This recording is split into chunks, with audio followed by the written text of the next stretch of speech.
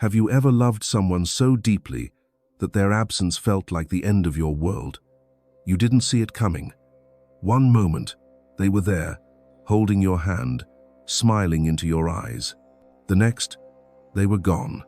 No warning, no explanation, just silence. You replay every memory, searching for clues, for something you might have done wrong. You blame yourself. Maybe you were too much, too intense, too emotional.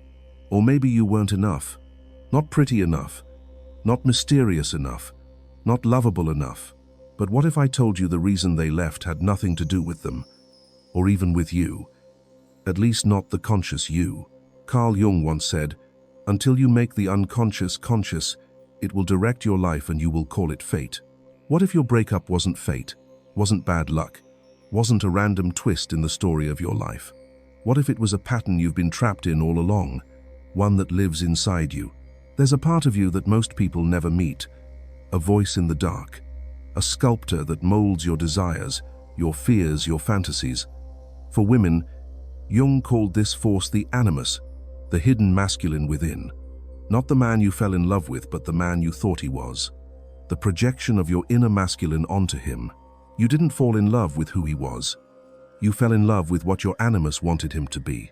And when he failed to live up to that image, when he became real instead of ideal, your unconscious mind rejected him.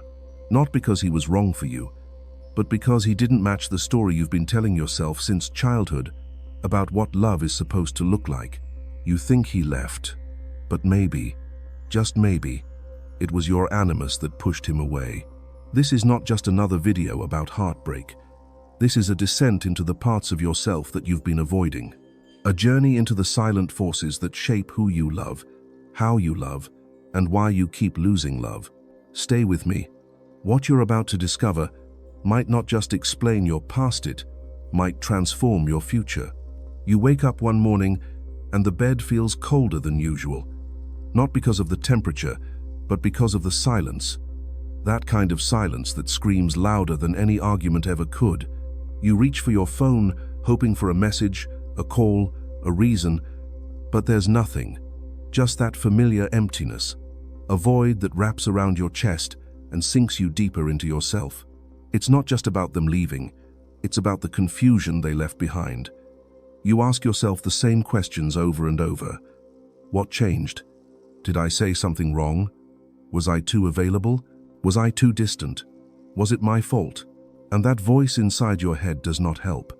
It whispers cruel things, subtle things. Maybe you were never lovable to begin with. Maybe this was inevitable. Maybe love just isn't for people like you. The pain isn't loud.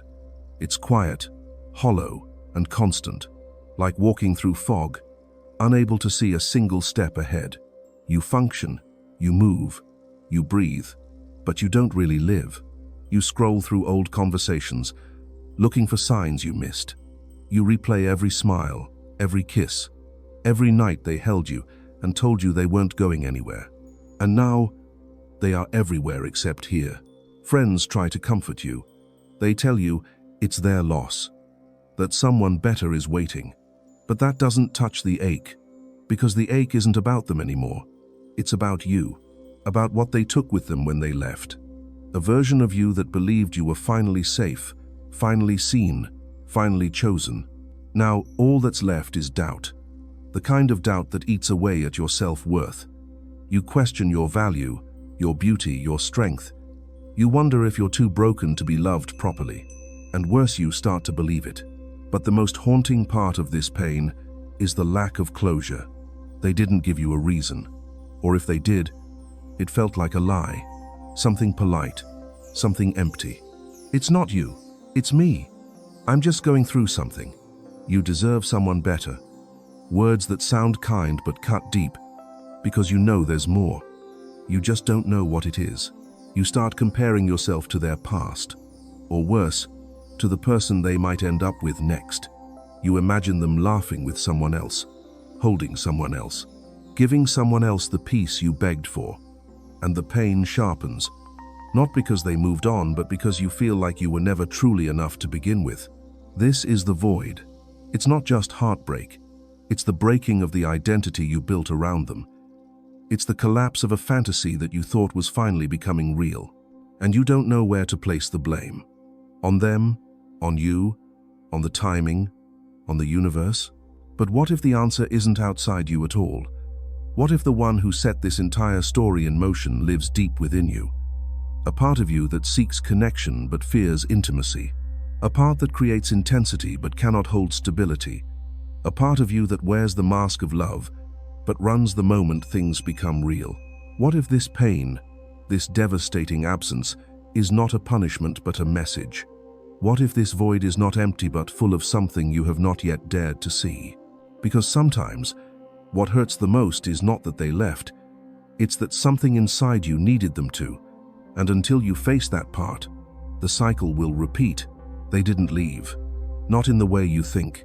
What left was the illusion. What remained is the truth, and it's waiting for you to look it in the eye. There is a reason the pain feels so confusing, so unbearable, and yet so familiar. It is because you are not just grieving the loss of a person. You are grieving the loss of a projection, a fantasy, an idea that your mind unconsciously constructed and then pasted onto someone who could never live up to it. Carl Jung called this inner force, the Animus, the masculine archetype, within the unconscious mind of every woman.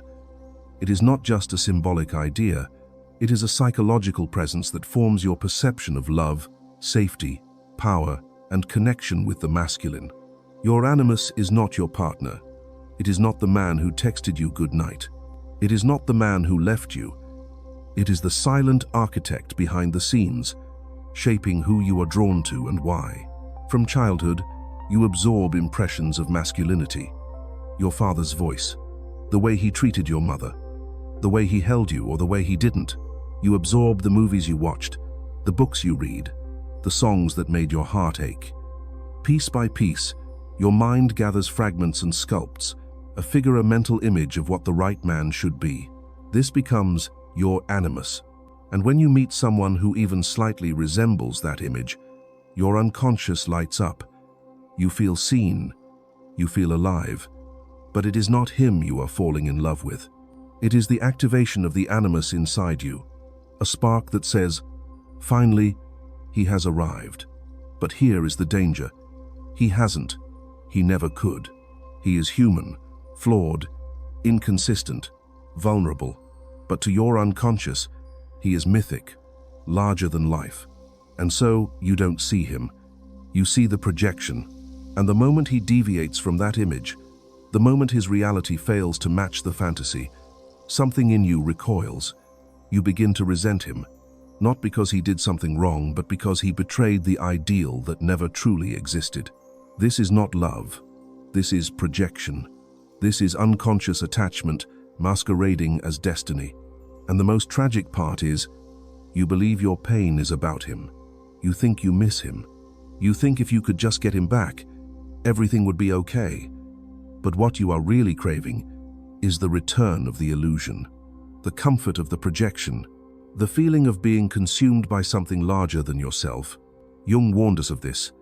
He said that until we become aware of these inner figures, they will rule our lives. You will think you are choosing your lovers, but in truth, it is your animus who is choosing for you. And he does not want reality. He wants the ideal. He wants the unattainable, the emotionally distant, the powerful, the mysterious. He is drawn to men who mirror the unresolved parts of your own psyche, not so you can suffer endlessly, but so you can finally see yourself. Because every time you are drawn to someone who cannot love you the way you need, it is not random. It is not bad luck. It is a message, a mirror, a call to awaken. The animus is not your enemy. He is your teacher. But if you do not recognize him, he becomes a tyrant. He pushes away those who are too kind, too simple, too real. He tells you they are boring, that they lack depth.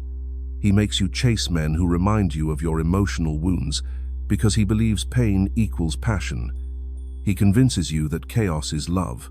And when these relationships inevitably crumble, he whispers that it was their fault, or worse, yours. He keeps you locked in cycles of longing and disappointment, always reaching, never arriving, always craving, never resting. But once you name him, once you see him clearly, something shifts. You begin to separate the man from the myth. You stop falling in love with potential and start seeing people for who they really are. You begin to take responsibility for your desires, your expectations, your attachments. You understand that he did not leave because you were too much or not enough. He left because the fantasy your animus had created no longer fit the man standing in front of you. And instead of adjusting the fantasy, your unconscious mind chose to preserve it by rejecting reality. This is the root of so many broken relationships. Not incompatibility, not miscommunication, but the war between our inner archetypes and the world as it is. He did not leave you. Your animus, your projection, your unconscious loyalty to an outdated script that pushed him away. And until you recognize that, you will keep replaying the same heartbreak with different names and faces. But once you do, you take your power back. You reclaim the authorship of your love story. And for the first time, you begin to love, not from longing, but from awareness. Not from fantasy, but from truth. Think back to the beginning of your last relationship. That first spark, the way your heart raced just looking at him. The feeling that somehow, without knowing why, you already trusted him. It felt like fate, like you had known him forever, like something in you recognized something in him. That feeling wasn't random. It was your animus being activated. It was your unconscious mind whispering, "This is the one." Not because he earned that trust or proved his value, but because he matched the pattern you had carried inside you for years. The way he spoke, the way he looked at you, the way he made you feel special. It echoed something familiar, something deeply embedded in your inner world. At first, everything felt effortless. You opened up, you allowed yourself to be seen, and he responded in a way that made you feel safe. But then something shifted. Maybe he pulled away a little. Maybe he stopped texting as much. Maybe he became more human-flawed, distracted, tired, and suddenly that warm feeling turned cold. You tried to fix it.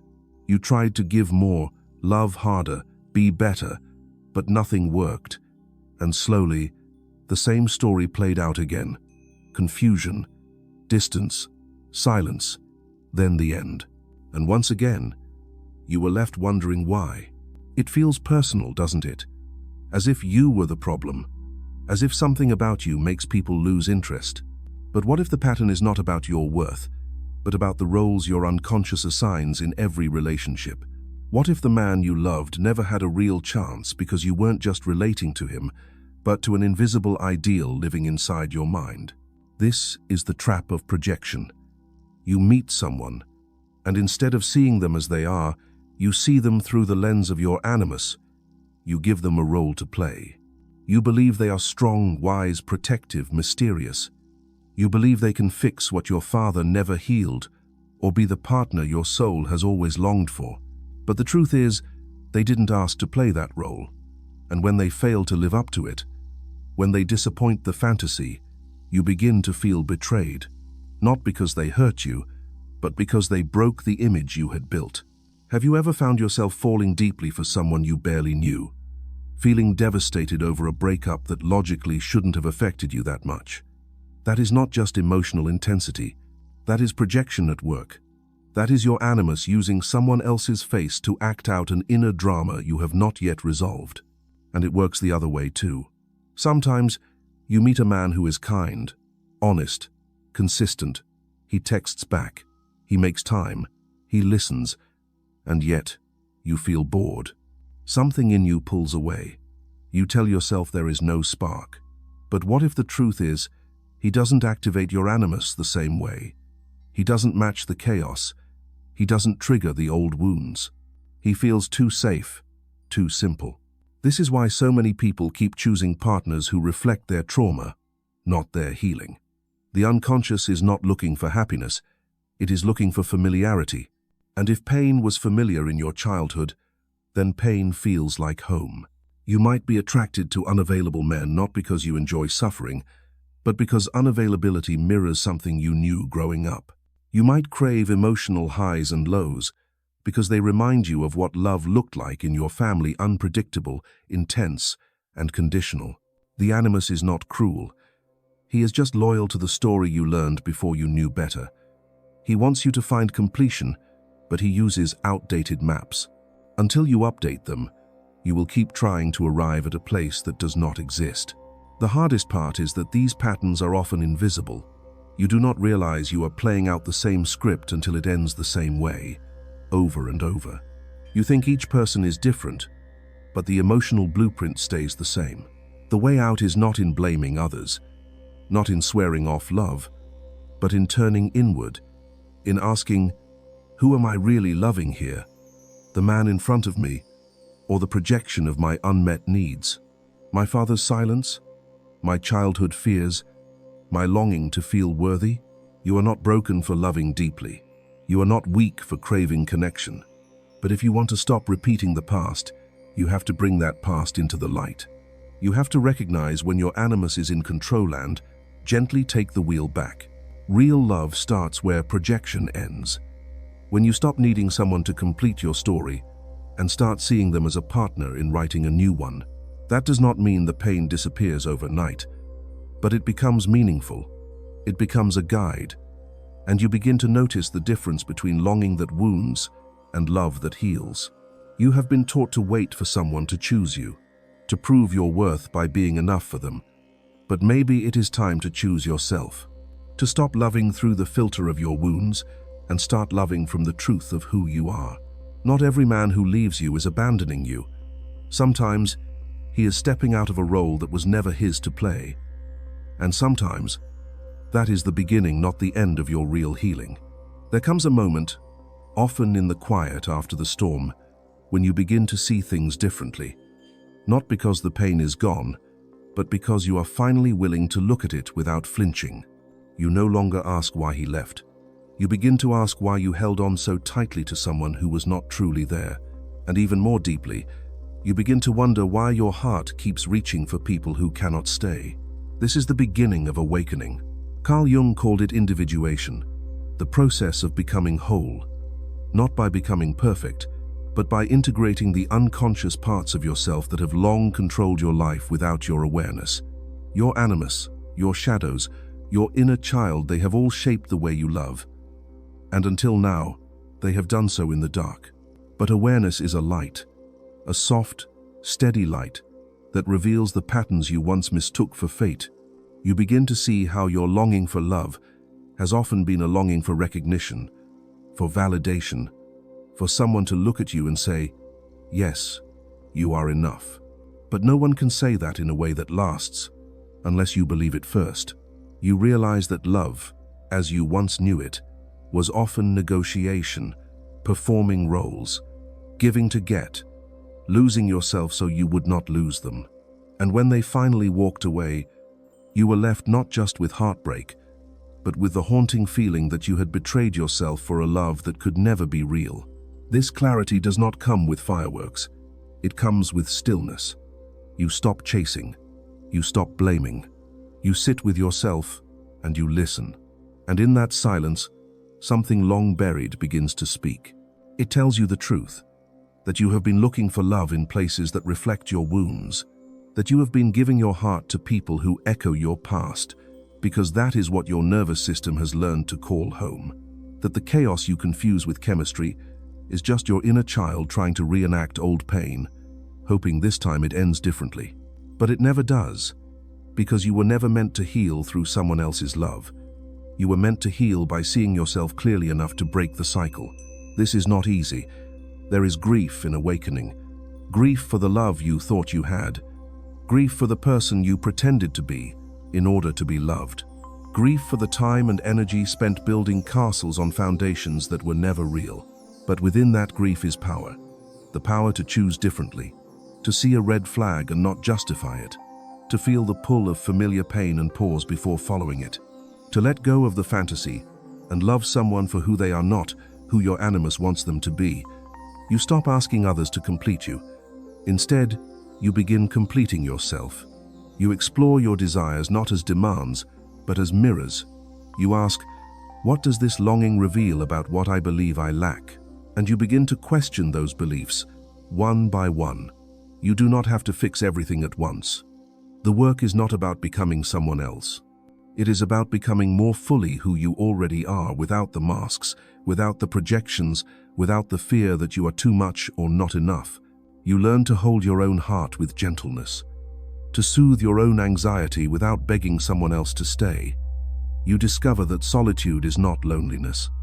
It is the sacred ground where self-trust is born. And then something shifts. You stop feeling desperate when someone does not text back. You stop overanalyzing every word and silence. You begin to see people more clearly, not through the fog of your unconscious expectations, but through the clarity of your healed awareness. Some connections fade away, not because you are unlovable, but because you no longer need to cling. Others deepen because you are finally able to love without trying to possess. You are no longer at war with yourself. And that peace becomes magnetic. People can feel it. The way you move through the world with integrity, the way you speak with truth, the way you love without losing yourself. This is the beginning of a new kind of relationship, one that is not built on projection, fear, or survival, but on mutual respect, emotional maturity, and shared vision. You realize that healing is not about never being hurt again. It is about knowing who you are so deeply that no loss can make you forget it. You have spent years searching for someone who would never leave, but the one you were really searching for has always been within you. And now that you have found her, you will never abandon yourself again. Transformation is not a dramatic event. It does not happen in a single moment of revelation or a burst of clarity. It begins quietly. It begins the first time you choose to sit with discomfort instead of running from it. It begins when you pause before reacting, before blaming, before chasing. You notice the urge to reach out to someone who is not giving you what you need. But this time, you do not follow it. You sit with the ache. You let it rise and fall. And something inside you whispers, "This feeling is familiar. It is not about him. It is about me." That moment, small, simple, yet profound, is where transformation begins. You start paying attention to patterns, not just the people you are drawn to, but the roles you play. Are you always the fixer, the chaser, the one who gives too much too soon? You begin asking questions you once avoided. What do I believe I need to do to be loved? Who told me I had to earn affection by sacrificing myself? You begin to rewrite those beliefs. Slowly, deliberately. You stop apologizing for having needs. You stop shrinking to make others comfortable. You learn to hold boundaries not as walls, but as doors with locks. You are not closed off. You are discerning. Not everyone gets access to the most sacred parts of you. You look back on the relationships that broke you, not with bitterness, but with clarity. You see how each one held up a mirror, how every heartbreak was an invitation to come home to yourself. And instead of shaming yourself for repeating old cycles, you thank those cycles for the lessons they taught. You start to realize that self-worth is not built by being chosen. It is built by choosing yourself over and over again, even when it is hard, especially when it is hard. The transformation deepens when you stop romanticizing intensity and begin valuing consistency. You are no longer impressed by mixed signals, emotional unavailability, or the highs and lows of drama. You crave peace. You seek emotional safety. You know now that love is not supposed to feel like chaos. Your standards rise not from arrogance, but from healing. You no longer chase potential. You do not try to fix or save anyone. You understand that love is not about rescuing someone from their darkness. It is about walking alongside them, each of you responsible for your own light. You begin to fall in love differently, not with people who ignite your wounds, but with people who speak to your growth. You find beauty in slowness, in the gentle unfolding of trust. You are no longer addicted to the dopamine rush of being seen. You are grounded in the calm of being understood. This version of you does not need validation from others to feel valuable. You validate yourself. You witness your own progress. You celebrate the moments when you choose truth over comfort, boundaries over attachment, integrity over impulse. You become less reactive, When someone pulls away, you do not panic. You reflect. You ask what their behavior is revealing, not about your worth, but about their capacity. You stop begging for love and start observing compatibility. You learn that not every connection is meant to be kept. Some are meant to teach. There is a moment when the old you tries to return. A trigger, a memory, a familiar temptation. But this time, you pause, you take a breath, and you make a new choice. That is how transformation works. Not in perfection, but in practice. You also begin to nurture the parts of you that were long ignored. The playful part, the creative part, the curious part. You make space for joy not as a reward for being good enough, but as a birthright. You allow yourself to be loved by life, not just by people. You build rituals of self-connection, writing, walking, creating, being. These are not acts of escape, but of integration. You are learning to be with yourself, fully, without needing distraction, and perhaps most powerfully, you begin to forgive yourself. For the times you abandoned yourself, for the times you begged for love from people who could not offer it, for the times you confused longing with destiny. Forgiveness is not forgetting, it is remembering with compassion. It is holding your past self and saying, I understand why you did that, and now we are doing it differently. You no longer live in fear of being left, because you know you will never leave yourself again. You no longer search for someone to complete you, because you know you are already whole. This is not the end of your story. This is the beginning of loving with awareness, living with intention, being with others without losing yourself. You have stepped out of the dream, you have reclaimed your power, and now you are ready to create something real, not from fantasy but from truth, not from fear but from love. Maybe he didn't leave. Maybe what left was the illusion, the story your unconscious needed to believe, the fantasy your animus built from the fragments of childhood memories, unmet needs, and silent wounds. And maybe what remains now is the truth, quiet, still, undeniable. You are not here by accident. You did not watch this because you are weak or broken. You are here because something in you is ready to stop repeating, ready to stop searching for yourself in the arms of someone else, ready to turn inward and meet the one person who has been waiting all along, you. Carl Jung said, the most terrifying thing is to accept oneself completely, but it is also the most liberating. Because when you stop abandoning yourself for love, you begin to attract love that does not require abandonment.